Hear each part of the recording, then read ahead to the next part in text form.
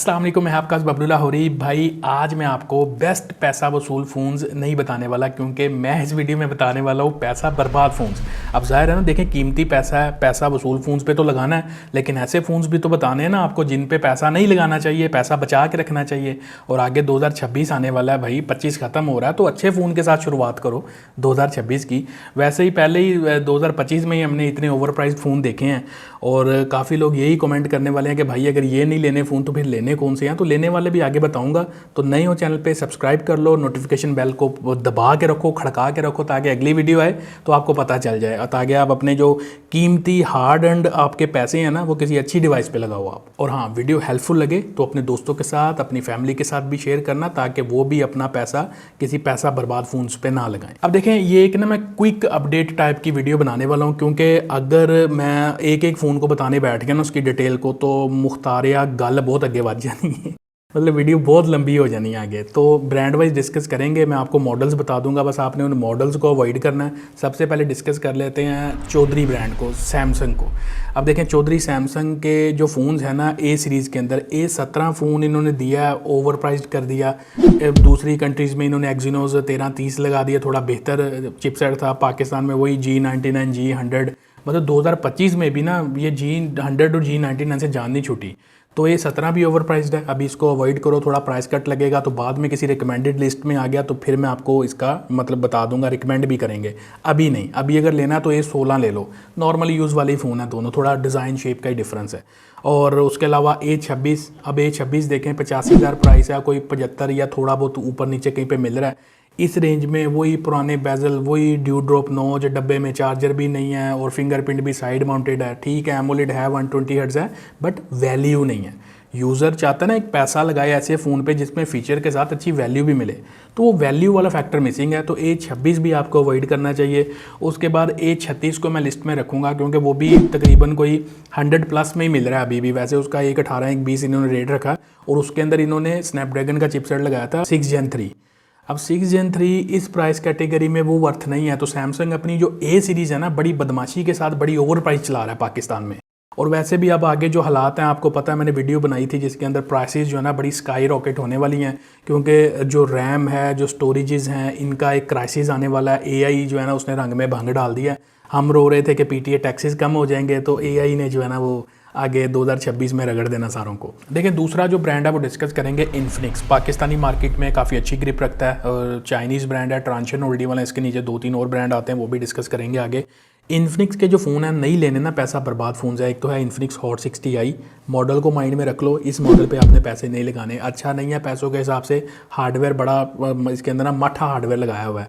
40,000 पे रेट है, या 2-3 हज़ार रुपये नीचे मिल जाएगा 256 GB वाला, थके हुए हैं।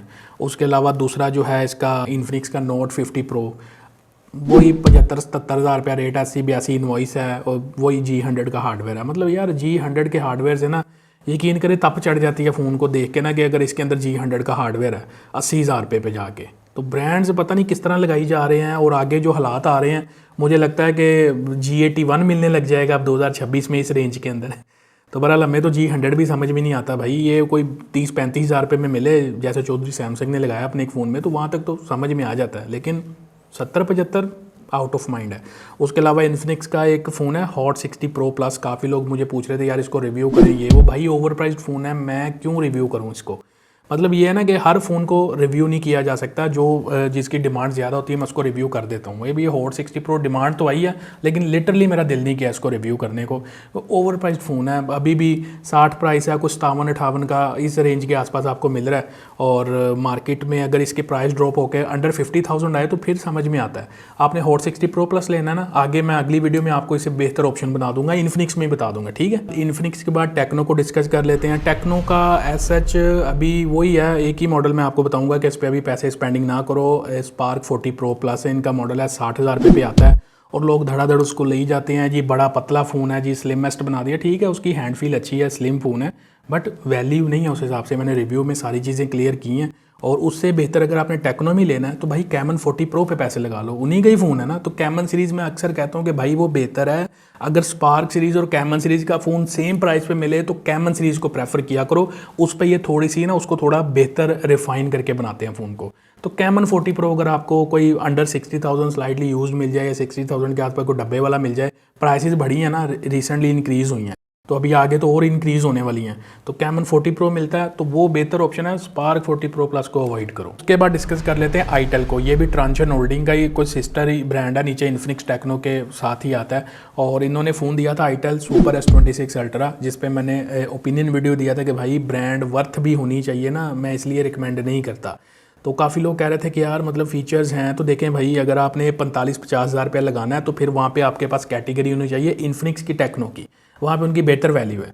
अब देखिए ब्रांड तो पाकिस्तान में कई आ रहे हैं, जैसे सेगो आ रहा है, और इसके अलावा और भी स्पार्क्स टाइप के ब्रांड आ रहे हैं, जिन्होंने पहले 55 हज़ार रुपये पे फ़ोन लॉन्च किया था, आप ख़रीद लो तो आपका वो 25-30 में भी नहीं बिकता।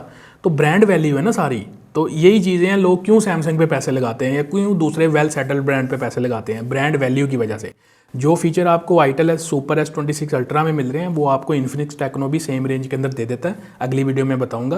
तो ब्रांड वैल्यू मैटर करती है, जैसे मैं कहता हूँ वैसे कर लिया करो, आप ही का फ़ायदा उसके अंदर। तो सुपर S26 अल्ट्रा जो आईटेल का ना अभी 45 हज़ार रुपये के आसपास कहीं पे मिल रहा है, लेकिन स्टिल मैं कहता हूँ इस पर अभी पैसे स्पेंडिंग ना करो। अब डिस्कस कर लेते हैं यहाँ पे उस ब्रांड को जो सेल्फी एक्सपर्ट के नाम से मशहूर हुआ था पाकिस्तान में, फिर आजकल उसके ये हालात हैं कि उसके फ़ोन से सेल्फी लेने को दिल नहीं करता। मैं बात कर रहा हूँ ओप्पो ब्रांड की। अब ओप्पो के ये सारे फ़ोन जो मैंने मेंशन कर दिए ना स्क्रीन पे, ये सारे पैसा बर्बाद फ़ोन्स है, अभी इन पे पैसा मत लगाओ। और जैसे ओप्पो की A5 सीरीज़ है, A5, A5 प्रो, A5X, ये सारे मतलब ना फ़ोन देखे हुए हैं यार, क्या थका हुआ हार्डवेयर, क्या थके हुए फीचर बड़े कॉन्फिडेंस के साथ दिए जाते हैं। और मेरे पास तो A5X भी आया, A5 प्रो आया था गालबन, मतलब मैं फ़ोन देख रहा था यार, बड़ी सॉलिड किस्म की लाश बनाई है इन्होंने, मतलब इवन वो फ़ोन डिज़र्व नहीं करता था कि उसकी मैं अनबॉक्सिंग करूं। बड़े लोगों को तकलीफ़ हुई है इधर उधर ना, लेकिन मुझे उससे फ़र्क नहीं पड़ता। मैं जब तक मेरी ऑडियंस मेरे से सेटिस्फाइड है, मेरी ऑडियंस को फ़ायदा हो रहा है, मेरे लिए बस यही चीज़ मैटर करती है। मैंने काम करना है वैल्यू फॉर मनी पे, मुझे लफाफाखोरी की आदत नहीं है, ठीक है। तो जो मॉडल्स मैंने बताए हैं आपको, इन मॉडल्स को अवॉइड करना, ये पैसा बर्बाद किस्म के मॉडल्स हैं, इन मॉडल्स को आपने नहीं लेना। अब A6 प्रो देख लो, खूबसूरत सा बना दिया फ़ोन, मर्सिडीज़ टाइप का बनाया, अगर इंजन ही उसके अंदर मेहरान का डालना है तो फिर क्या फ़ायदा है। अब लोगों को स्टाइलिश किस्म का पावर बैंक बना के दे रहे हो, पावर बैंक तो भाई मिल जाता है 3-4 हज़ार रुपये का पावर बैंक मिल जाता है, 70-80 हज़ार रुपये किसी फ़ोन पे किस लिए लगाना है। अब A6 की इन्होंने जो कैंपेन करवाई है ओप्पो ने, फॉर एग्जांपल जहाँ से भी, वो सारे कह रहे हैं जी सेकंड फ़ोन के तौर पे यूज़ करो। भाई 55-60 हज़ार रुपये का सेकंड फ़ोन लेना है किसी ने, आईफोन रखने वाला सेकंड फ़ोन ओप्पो का लेगा। और आजकल पाकिस्तान में तो इस तरह के हालात है भाई, लोगों के पास 55-60 हज़ार रुपये पता नहीं कैसे आता है, तो सारे मार्केटिंग कर रहे हैं जी सेकंड फ़ोन, क्योंकि उस फ़ोन में बताने के लिए कुछ नहीं है। तो बहरहाल आप लोग बच जाओ, जब तक मैं हूँ आपने परेशान नहीं होना। ये सारे रॉन्ग कैटेगरी की लिस्ट में जाएंगे, जितने फ़ोन्स हैं इन सारे फ़ोन्स को अभी मत लेना, क्योंकि पैसा बर्बाद फ़ोन्स हैं। जो अगर अच्छा काम करेगा ओप्पो तो डेफिनेट अच्छा भी बताएंगे आपको। ओप्पो रेनो 14F भी मैंने ऐड किया है, 6 Gen 1 का हार्डवेयर है, वही 94-95 हज़ार रुपया रेट है यार, मतलब हिसाब लगाओ। ये हार्डवेयर जो है ना, ये कहीं पे मिलना चाहिए 45-50 हज़ार रुपये की रेंज के अंदर, कहाँ पे जाके दे रहे हैं। सारा कुछ आउट ऑफ माइंड है, दोनों हाथों से लूटने लगे हुए हैं आवाम को। और ओप्पो के बाद डिस्कस कर लेते हैं जी वीवो ब्रांड को। और वीवो के भी ये जो सारे फ़ोन्स मैं आपको स्क्रीन पे मेंशन कर दिए हैं सारे, इन फ़ोन्स को आपने अवॉइड करना है। इन फ़ोन्स को मैं रिकमेंड नहीं करता, आपने किसी और की रिकमेंडेशन पे जाना है तो फिर वो आपका प्रॉब्लम है। अगर मेरी रिकमेंडेशन पे लेते हो तो पैसा बर्बाद ना करना इन फ़ोन्स पे।